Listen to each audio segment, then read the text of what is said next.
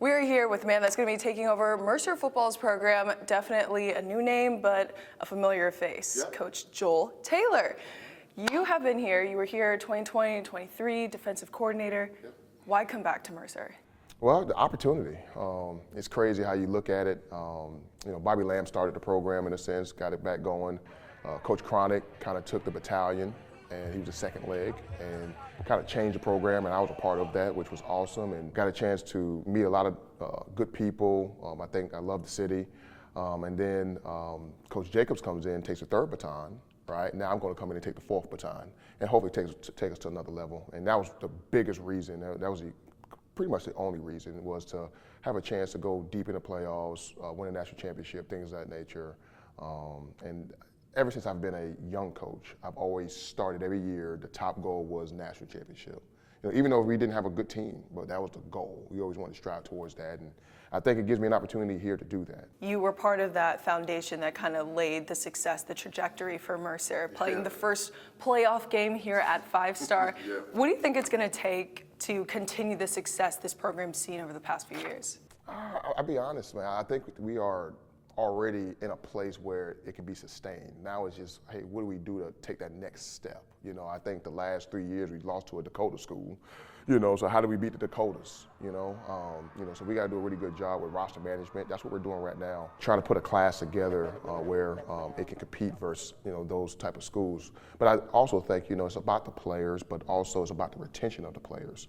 Now, once you retain them, you got to do a great job of developing them. You got to develop that, a tough mindset. I think we've shown a consistency of being one of the better schools in the SoCon. Even when I was here, we were very, very competitive. We was out of 1 or 2, and then they was able to win 2 Southern Conference championships, right? So we've had that taste. I think when you have that taste, right, you are now, a part of a culture, right? It's a culture of winning.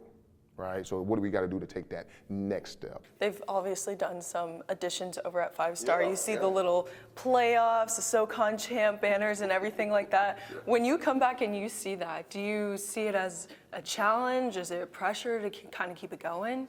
Nah. So I can only control what I can control, right? And I try to let our players know that as well. Don't listen to the outside noise. I would never do that, right? Because if you are, living for the cheers, you're going to die with the boos. So for me, nobody's standard is higher than mine, so, we're going to do what we're going to do, every single day. That's not going to change. I'm not going to go harder because we lost a game, we're going to go hard all the time, but I think it's all about creating great habits. Our acronym is ATTACK. That's what it is, right? So that should be really easy. We're attacking, right? And the first A means the attitude. I think your attitude, affects everybody in the room, right? You got to have a great attitude. The next thing is togetherness, right? To me, we're playing a team sport, right? When you play in a team sport, right, you got to make some sacrifices, right? It's not just about you. Toughness, it's about mental toughness, not physical toughness, right? Are you able to push through certain things? And then the next A would be accountability. If I can count on you, hey man, we're gonna be all right, And then the next thing is character. Character is big because you never know the guy's true character until something bad happens, right? So who are you really? And then the other one is knowledge, right? We want to do a great job of teaching our young men. We talk about being a 4-dimensional player. So that's how we try to, attack the day, So that's our brand. Yeah, and then obviously in Carrollton and closer to the Atlanta area, I know you had different options for your local eats. Are there any local restaurants that you're happy to be close to again? Yes, and they probably need to name the salad after me, Joe D's, okay? Like, I get that salad, oh my God, like, I'm going 12 o'clock noon today, I ain't gonna tell you that right now. I'm so glad to be back. What was crazy is when I came back, a lot of the coaches were here, and they heard about me and those salads, so, but I love their salad, and we gotta talk about some type of NIL on that one, name, image, and likeness on that one. Not talking football, when you're outside of everything, what's a hobby that's keeping you busy? Football. So yeah, I'm a football dude. My wife kind of gets on me all the time. Some people enjoy reading, some people enjoy hunting or whatever. I enjoy football, honestly. All right, you have to have one of these. What is a pet peeve of yours? A little OCD, at times.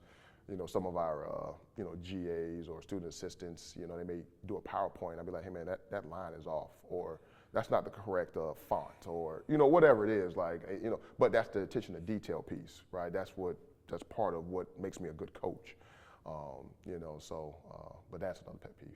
Okay, so no pressure for anyone making a PowerPoint with Coach Taylor. No pressure at all. What do you think is something you hope people kind of understand about you or about this program as we kind of move into the next step? That I care. I truly care about my staff. I truly care about the kids. I tell everybody, man, like a head coach, right, doesn't have a magic wand. Like I just not gonna boop and things happen, right? It's the we, not the me. I think it's important. So I care about people and invest in people. So to me, you just know that I care and there ain't no front.